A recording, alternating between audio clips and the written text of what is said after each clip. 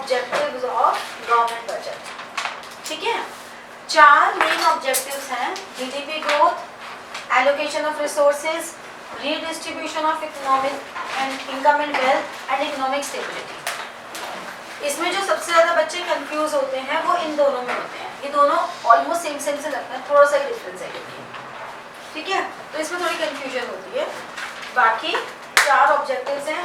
जो क्वेश्चंस आते हैं गवर्नमेंट बजट में से, गवर्नमेंट बजट में से 6 नंबर का एक ही क्वेश्चन आता है बस, and that is always the last question of question paper, क्योंकि अभी तुम्हारे वाले बोर्ड्स उसी स्कीम से होंगे जो 23 के हुए हैं, 24 के हुए हैं, सॉरी, जो 24 और 23 इन दोनों के जो बोर्ड्स हुए हैं जिस पैटर्न से, तुम्हारे उसी पैटर्न पे चलेंगे। ठीक है, तो उसके अकॉर्डिंगली 6 नंबर पर तुम्हारा गवर्नमेंट बजट है और एक ही क्वेश्चन आता है 6 नंबर का, वो भी लास्ट क्वेश्चन होता है हमेशा।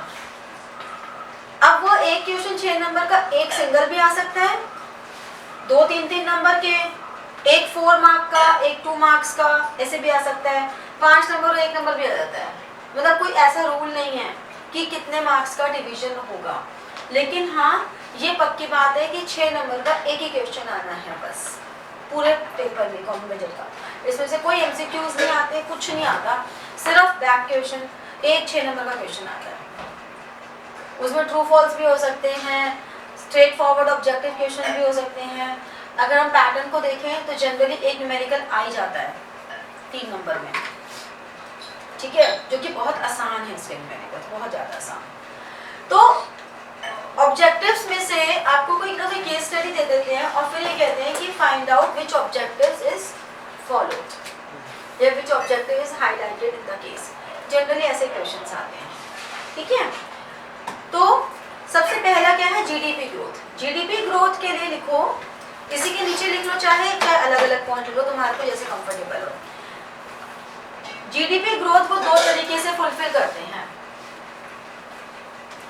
कैसे करते हैं? Bye making public investment, bye making public investment expenditure. GDP growth वो एक तो पब्लिक इन्वेस्टमेंट मतलब गवर्नमेंट इन्वेस्ट करती है, जैसे गवर्नमेंट ने मेट्रो में इन्वेस्ट किया, गवर्नमेंट ने ये प्लान बनाया कि हम रोड्स, फ्लाईओवर्स, मेट्रो इसमें करेंगे इन्वेस्ट, तो पब्लिक इन्वेस्टमेंट एक्सपेंडिचर के थ्रू करती है। दूसरा, by inducing private investment expenditure, वो प्राइवेट एक्सपेंडिचर को भी मोटिवेट करती है कि वो लोग भी इन्वेस्टमेंट करें।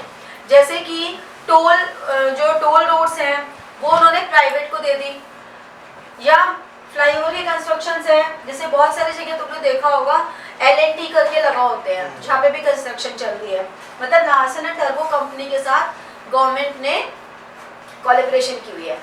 ऐसे बहुत सारी स्कीम्स होती हैं जिसके थ्रू गवर्नमेंट प्राइवेट एंटरप्राइजेस को भी ये मौका देती है कि they will also invest.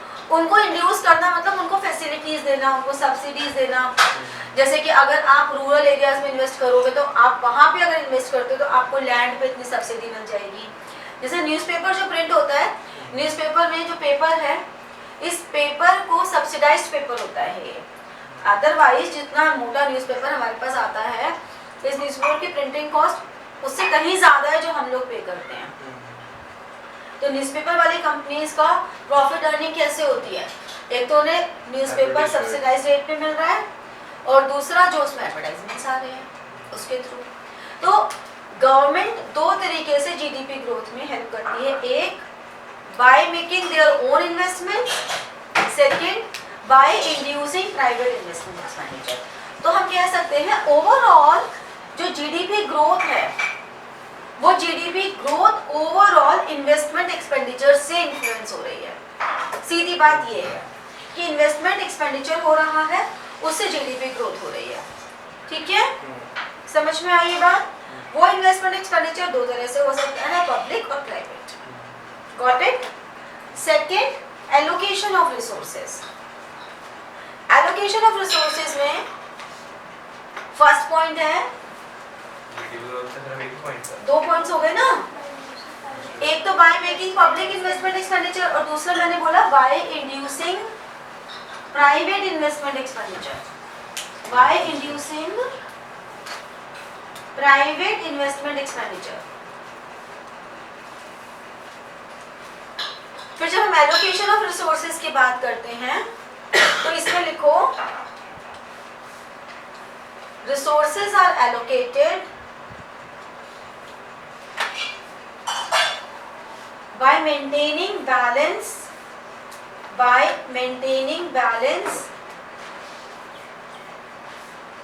between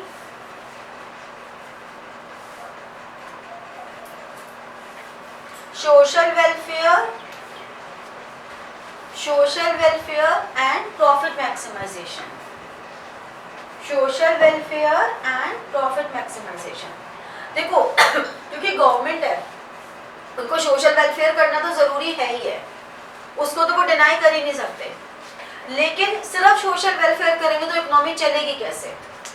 तो उसके लिए उन्हें कुछ ऐसे प्रोजेक्ट्स भी करने हैं जिनसे उनसे प्रॉफिट मैक्सिमाइजेशन हो, वो प्रॉफिट अर्न करें। अब बात क्या है, बैलेंस क्रिएट करना है प्रॉफिट और सोशल वेलफेयर के बीच में, कि एक बैलेंस ऐसा क्रिएट हो कि प्रॉफिट भी हो और सोशल वेलफेयर भी हो, जिससे कि इकोनॉमी ग्रो करे। तो ये रहता है एलोकेशन ऑफ रिसोर्सेज। अगर तुम लोगों को माइक्रो इकोनॉमिक्स याद हो तो उसमें जो फर्स्ट चैप्टर हमने किया था allocation of resources, what to produce, how to produce, for whom to produce, ये एलोकेशन ऑफ रिसोर्सेज था ना, कि how resources should be allocate, और तीनों का एक ही गाइडिंग प्रिंसिपल रहा कि to maximize the optimum allocation of resources, the efficient and effective use of resources. वही चीज यहाँ पर है कि हम इस तरह से एलोकेट करें रिसोर्सेज को। तो तुमने कभी बजट अगर देखा हो तो बजट में तुमने ध्यान दिया हो कि इस बार के बजट में हमने किस किस को एलोकेट किया है। कभी गवर्नमेंट इंफ्रास्ट्रक्चर पे फोकस कर रही है, कभी एजुकेशन पे कर रही है, कभी हॉस्पिटल पे कर रही है, तो ऐसे अलग अलग हो रहा है। ठीक है, सेकेंड पॉइंट होता है resources are allocated to achieve social and economic objectives। बात वही है जो हमने पहले वाले पॉइंट में लिखी है, लेकिन बस बात को कहने का तरीका बदल गया। पहले वाले में जो हमारा इकोनॉमिक ऑब्जेक्टिव है वो प्रॉफिट मैक्सिमाइजेशन है, जो हमारा सोशल वेलफेयर है वो सोशल ऑब्जेक्टिव है, तो बात तो वही है। लेकिन जब पूछते हैं क्वेश्चंस में इस तरह से लैंग्वेज चेंज करके तो आप कंफ्यूज हो जाते हो, इसलिए आपको पता होना जरूरी है कि दोनों बातें एक ही हैं। ठीक है, बजट तो उसमें सिर्फ वो वाले नहीं होंगे फाइनेंशियल रिसोर्सेज। हाँ, तो वो रिसोर्सेज हम कहाँ करते हैं, हम गवर्नमेंट स्कूल्स को कितने लोग, जितने भी इंजीनियरिंग कॉलेजेस हैं जैसे उनको गवर्नमेंट एड मिलती है। मतलब वैसे ही, मतलब फिर इनकम एंड वेल्थ और फिर इसमें मतलब फर्क क्या हो गया? इसमें अभी बता रही हूँ। देखो अब इसमें क्या हो रहा है रीडिस्ट्रीब्यूशन में, एक ये ग्रुप है जिसके पास बहुत पैसा है, पैसा ही पैसा, तो बढ़ा देते हैं उनको, जिनके पास बहुत पैसा है, इनसे उन्होंने लिया टैक्सेस, वो मतलब सुपर टैक्स जैसा हो गया। हाँ, जो लगता है इससे उन्होंने गवर्नमेंट ने टैक्सेस ले लिया जिनके पास बहुत पैसा है। फिर ये एक सेगमेंट है जिसके पास बहुत कम है, थोड़ा सा ही है, दे हैव सरप्लस मनी, और हम कह सकते हैं इनके पास सरप्लस नहीं भी कह सको तो ये कह सकते हैं कि इनके पास इनका इनकम लेवल हाई है, लेकिन ये एक ग्रुप है जो लो इनकम ग्रुप है, तो इनको सब्सिडीज मिल जाती हैं। तुमने वो अगर सुना हो जो गैस सिलेंडर पे सब्सिडीज मिलती हैं, उसके लिए बहुत बार आता है ना कि आप उस पर सब्सिडीज मत लो, मतलब आप उसकी सब्सिडी को फॉरगो कर दो, क्योंकि आपकी सब्सिडी फॉरगो होने से जो रूरल एरिया है उसमें उनको गैस चूल्हा और गैस सप्लाई मिल जाएगी। आप सब्सिडी फॉरगो करोगे तो किसी दूसरे का चूल्हा जलेगा, ऐसे करके एडवर्टाइजमेंट बहुत आता है इस समय प्लान का, तो ध्यान नहीं दिया होगा ना। वो असल में क्या है ना, टीवी वगैरह तो देखते नहीं, हम लोग फ़ोन पे सीरीज देखते हैं, तो इस पे कभी आते नहीं है यार, न्यूज़पेपर में भी आते हैं। उज्ज्वला स्कीम, न्यूज़पेपर में उज्ज्वला स्कीम के बारे में आता है ना। हाँ, तो ये सब चीज़ें ना डीडी न्यूज़ देखने से मिलती हैं पता। आप डीडी, क्योंकि कोई भी प्राइवेट चैनल जो न्यूज़ का होता है वो तो किसी न किसी पॉलिटिकल पार्टी का ही होता है, तो उसमें तो वन साइडेड न्यूज़ मिलती है। डीडी न्यूज़ में आपको गवर्नमेंट ने क्या क्या लॉन्चेस किए वो मिलेंगे। अब लोग उसको भी क्रिटिसाइज करते हैं कि डीडी न्यूज़ में तो फिर गवर्नमेंट की तरफ होगा ना, गवर्नमेंट के अगेंस्ट, बट एटलीस्ट आपको तो वही काम आएगा ना जो गवर्नमेंट ने स्कीम्स निकाली हैं, तो आपके तो वही काम का है। तो डीडी न्यूज़ अगर देखो, अगर नेशनल न्यूज़पेपर पढ़ो तो समझ में आएंगी चीज़ें। उज्ज्वला स्कीम में यही होता है कि आप जो गैस सिलेंडर लेते हैं उसको जो सब्सिडी आप फॉरवर्ड करते हैं, उस सब्सिडी को रूरल एरियाज़ में उन लोगों के घर पहुंचाया जाता है जिनके पास गैस सप्लाई नहीं। और ऐसी बहुत सारी स्कीम्स हैं, जैसे कि हम लोग को टैक्सेस क्यों पे करने चाहिए, हम लोग जो टैक्सेस पे करते हैं उससे दूसरे लोगों को सब्सिडी मिलती है। अगर एक गवर्नमेंट स्कूल के टीचर की सैलरी देखें और गवर्नमेंट स्कूल के बच्चों की फीस देखें, तो गवर्नमेंट स्कूल की फीस इतनी ज़्यादा थोड़ी ना है कि उन सारे बच्चों की फीस मिला के सैलरी दे देंगे। उन टीचर्स को सैलरी कहाँ से आ रही है? वहाँ जितने भी गवर्नमेंट एम्प्लॉयज हैं उन सभी की, गवर्नमेंट हॉस्पिटल की बात कर लेते हैं, गवर्नमेंट हॉस्पिटल में 10 रुपये का एक कार्ड बन जाता है और उसके बाद आप कभी भी दिखाओ, कितना भी दिखाओ, एक ही बार लगते हैं 10 रुपये। अब सोचो वहाँ के डॉक्टर्स की सैलरी तो इतनी है, कहाँ से आ रही है? ये सारी गवर्नमेंट अपने फंड से कहाँ से दे रही है? ये गवर्नमेंट के पास जो टैक्सेस आ रहे हैं, गवर्नमेंट जो अलग तरह से अपने रेवेन्यू जनरेट कर रही है, जो प्रॉफिट मैक्सिमाइजेशन स्कीम्स हैं उनकी, वहाँ सबसे आ रही है, वहाँ से सारे गवर्नमेंट एम्प्लॉयज को जा रहे हैं, फिर चाहे वो गवर्नमेंट स्कूल के टीचर्स हों, चाहे वो गवर्नमेंट हॉस्पिटल के डॉक्टर्स हों, क्योंकि उन बच्चों से तो वो फीस ले नहीं सकते ना, वहाँ तो वो बच्चे ऐसे हैं ही नहीं ना कि इतनी फीस पे कर सकें, तो कहाँ से आएंगे? लेकिन ताकि अच्छे टीचर्स गवर्नमेंट स्कूल की तरफ अट्रैक्ट हों, अच्छे डॉक्टर्स गवर्नमेंट स्कूल की तरफ अट्रैक्ट हों, इसलिए उनकी सैलरी प्राइवेट सेक्टर से भी ज़्यादा रखी जाती है, जिससे कि अच्छे टीचर्स आएँ, अच्छे डॉक्टर्स आएँ, उन बच्चों को अच्छी फ्री मिले। ऐसा कहा जाता है कि हमेशा गवर्नमेंट हॉस्पिटल्स या गवर्नमेंट स्कूल के जो टीचर्स होते हैं वो सबसे ज़्यादा क्वालिफाइड होते हैं।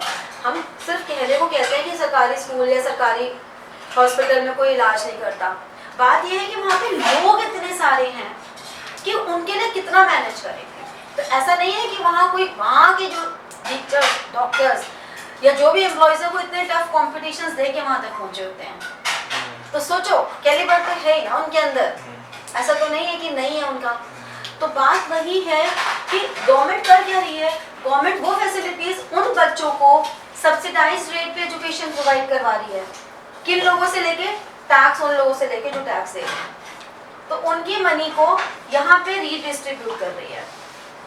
ठीक है, तो इस तरह से कोई भी अगर हम बात करें तो गवर्नमेंट रीडिस्ट्रीब्यूशन कैसे कर रही है, एक जगह से लेके दूसरी जगह जहाँ जरूरत है वहाँ ट्रांसफर कर रही है। समझ में आया?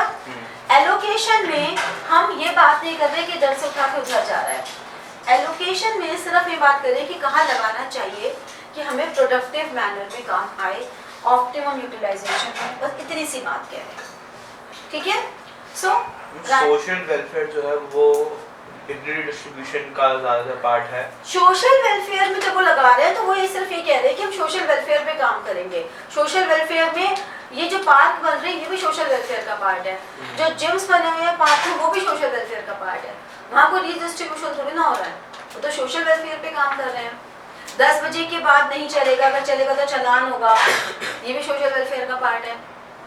हम अच्छे फ्लाईओवर्स बना रहे हैं, ब्रिजेस बना रहे हैं, मेट्रो कनेक्टिविटी दे रहे हैं, ये सब सोशल वेलफेयर का पार्ट है, along with economic objective. Okay, हमने मेट्रो लगाई तो मेट्रो का पर्पस क्या था कि इकोनॉमिक ऑब्जेक्टिव भी हो और सोशल वेलफेयर भी हो कि पोल्यूशन थोड़ा कम हो जाए, दोनों बातें। लेकिन वो चीज़ हम रीडिस्ट्रीब्यूशन में नहीं कर रहे। रीडिस्ट्रीब्यूशन इज जिनके पास ज़्यादा है उनसे लिया और जहाँ ज़रूरत है वहाँ दिया। ठीक है, so write down the government uses fiscal instrument of taxation. The government uses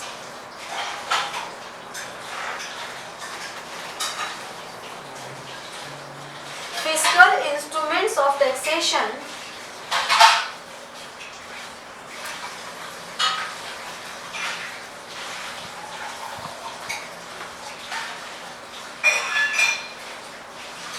and providing subsidies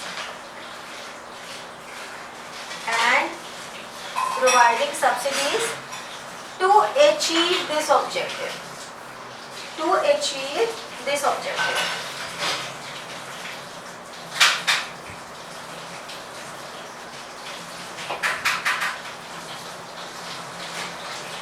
Next point लिखो, equitable distribution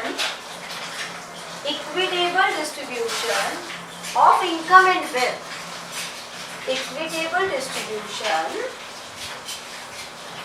of income and wealth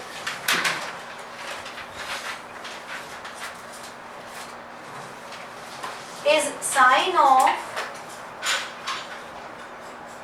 economic growth.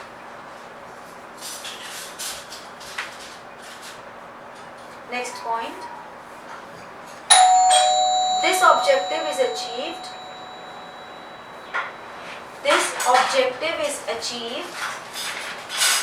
Next point.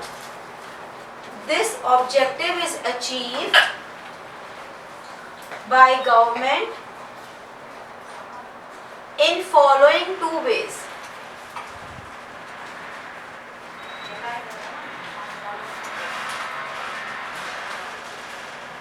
First,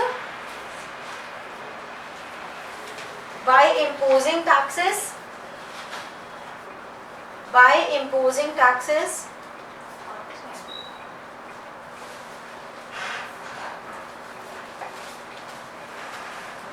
Or second, by providing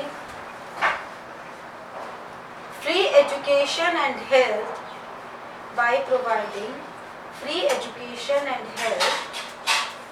To the poor people.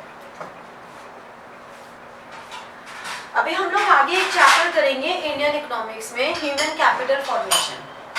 आपका Indian economics में एक chapter आएगा human capital formation. उस chapter में हम यही पढ़ेंगे कि ह्यूमन कैपिटल फॉर्मेशन यानी कि किसी भी इकोनॉमी की जो ह्यूमन कैपिटल है वो दो तरीके से ही रेज होती है, good education and good health. If all the people in the economy are receiving good education and good health, then that economy can grow very well. तो किसी भी इकोनॉमी के लिए यही ग्रोथ इम्पोर्टेंट है. यहाँ पर हेल्थ में हम फिजिकल हेल्थ और मेंटल हेल्थ दोनों की बात करते हैं. एजुकेशन में हम बेसिक एजुकेशन, टेक्निकल एजुकेशन सबकी बात करते हैं. तो गवर्नमेंट यही फोकस करती है कि जहाँ भी एक्स्ट्रा है वहाँ पे टैक्स लगाओ और हम सब्सिडाइज रेट पर एजुकेशन एंड हेल्थ फैसिलिटीज दें. इसलिए मैं तुम्हें एग्जांपल स्कूल एंड हॉस्पिटल का दिया कि स्कूल एंड हॉस्पिटल में जो लोग हैं और वहाँ जो लोग आ रहे हैं तो उनके आने से जो रिवेन्यू आ रहा है उससे वहाँ के लोगों की सैलरी नहीं जाती, उनकी सैलरी जाती है टैक्सेस. ठीक है, समझ में आया? Last point, next, economic stability.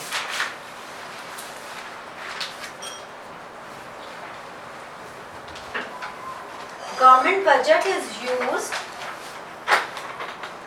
at the time of inflation and deflation. At the time of inflation and deflation to maintain economic stability. To maintain economic stability. कैसे? जब इन्फ्लेशन होता है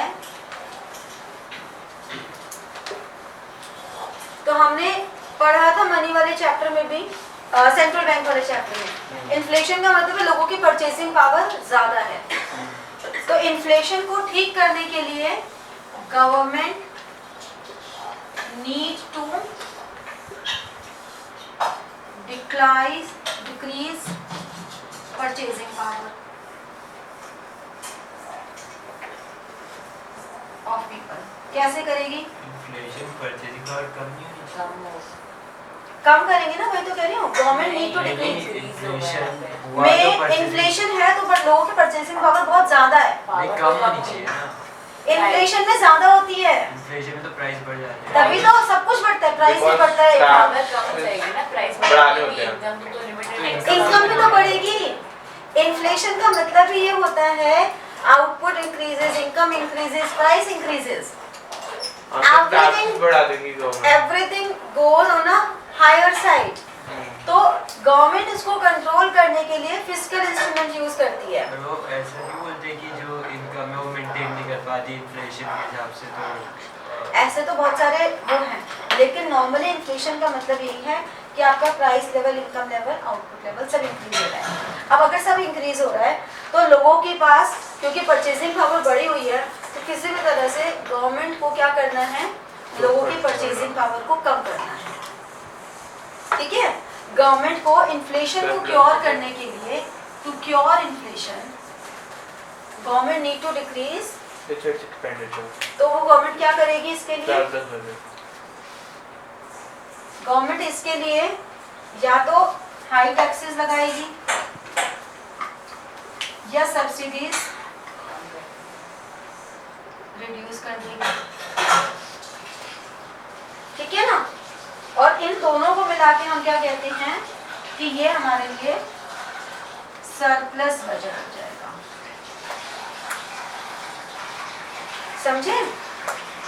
समझ में आई बात कि इन्फ्लेशन के केस में इकोनॉमी में सिचुएशन ऐसे अराइज हो जाती है कि इकोनॉमी में everything goes on a higher side. अब हमें लोगों की परचेसिंग पावर कम करनी है तो हमें उन पे कंट्रोल करना है। कैसे करेंगे? सब्सिडीज कम कर दी, टैक्सेस ज़्यादा दे दिए, और उस वजह से सरप्लस बजट हम कह सकते हैं, इन कंक्लूजन को बनाएंगे। यही चीज़ अगर डिप्रेशन में हो तो रिवर्स हो जाएगा। रिवर्स कैसे होगा? वो लो टैक्सेस कर देगी, subsidies, Increase the purchasing power of people. हाँ, सब्सिडीज इंक्रीज कर देगी, मतलब डेफिसिट बजट बनाएगी। क्योंकि डिफ्लेशन को क्योर करने के लिए government need to spend more so that लोगों की परचेसिंग पावर बढ़े। ठीक है, तो इस तरह से इकोनॉमिक स्टेबिलिटी में गवर्नमेंट बजट काम करता है। जब गवर्नमेंट बजट बनता है तो वो ये देखते हैं कि आखिर हमारे इकोनॉमिक सिचुएशन क्या है, तो हम इसके लिए कैसा बजट बनाएं, सरप्लस बजट बनाएं, डेफिसिट बजट बनाएं, टैक्सेशन पॉलिसी क्या हो, ये भी गवर्नमेंट बजट में। बजट आते ही लोगों की बातें क्या होती हैं, अरे इस पे टैक्स बढ़ गया, अरे इस पे टैक्स कम हो गया, यही बातें तो सुनने में आती हैं। तो ये सब क्या है? गवर्नमेंट बजट ये तो है, इकोनॉमिक स्टेबिलिटी। ठीक है, तो बाय दिस वे आप लोगों का गवर्नमेंट बजट का थ्योरेटिकल कॉन्सेप्ट सारे कंप्लीट हो गए हैं। अब बचती है न्यूमेरिकल्स की प्रैक्टिस। ठीक है, तो like, share and press the bell button for getting your notifications and comment. ठीक है, thank you.